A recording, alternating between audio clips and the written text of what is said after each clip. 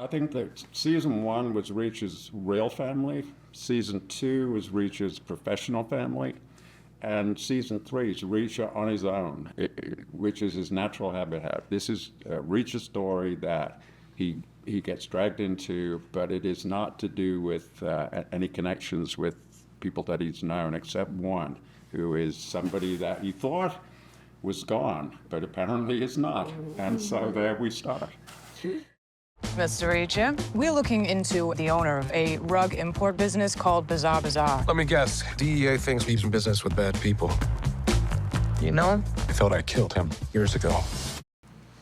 Hi guys, Hi. Welcome to Brazil. Thank you. First, I wanted to ask you guys, what can you anticipate from this next season? What can fans expect?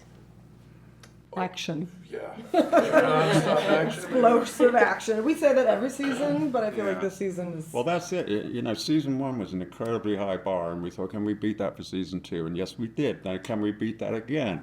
Absolutely. And that was, that's the dynamic. We wanted to get better and better and better, which is a huge task, but, you know, these guys are just great. And I think, I'm obviously going to say it, but yeah, I think season three is the best yet. And I'm already trembling. How are we going to do better for season four? Yeah. It's all downhill. And can we expect new characters? Can you tease a little bit about, or... Sure. Well, the season three is based on Persuader, which is one of the fan favorite books, and it adapts really well to screen. Partly because one of the most formidable foes that Reacher faces is Polly, who is notoriously large in the books, and we found somebody who's humongous in real life. He's 7'2", 400 pounds. He's called the Dutch Giant. Olivier Richter. It's very cool to see Reacher go up against somebody you feel like there's no way he's going to win this fight.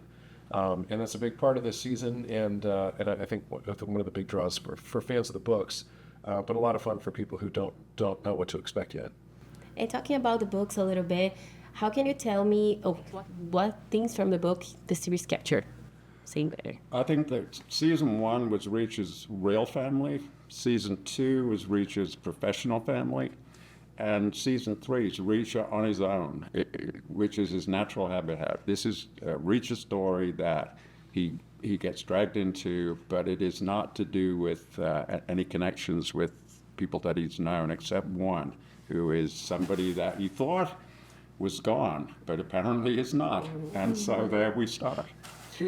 And I wanted to do like kind of a little game where you can tell me if you would to choose some character to live for a day, which one would it be and why? Which character would I want to be? From Reacher, yes. Well, that's a good question. I'd want to be Roscoe. Because she's just, you cannot mess with her. She's formidable. Yeah. I mean, I'm going to answer boringly, but I say Neely. Yeah. And I'm all of them. So I've enjoyed being all of them. That's the great thing about being a writer. You know, you can be the good guy, but you're also the bad guy. Yes. And I've loved being some of the bad guys. Are there any characters that you wouldn't like to be in real life? Would not like to. Yeah, I would not like to be the guy that Reacher punches in the face. That would not be fun. Yeah. And would you guys if you guys could say to people that haven't watched the show yet to tune in, what would you guys say that gets them going, that gets them watching the show?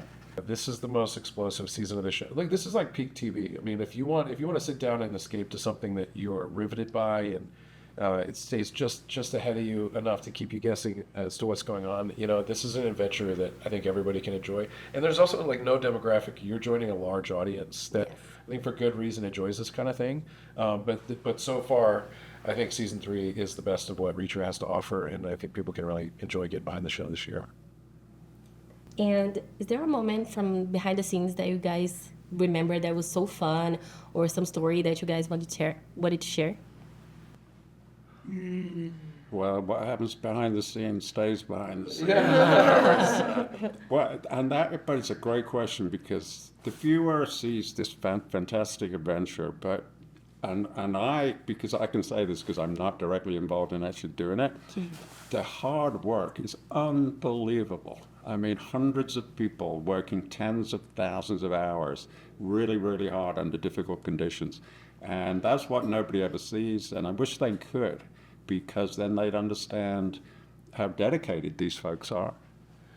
Yeah, I actually have like a physical reaction as you ask that question, because the things that I remember are the moments where I was like, I don't know if I can keep doing this. I feel like I'm a shell of myself. I feel broken. But this was a very physically demanding shoot. In fact, there was a fight that we spent 3 weeks working on, and a lot of it took place in the water, and fighting a giant in the water is about as hard as it's like I don't ever want to have to do that again.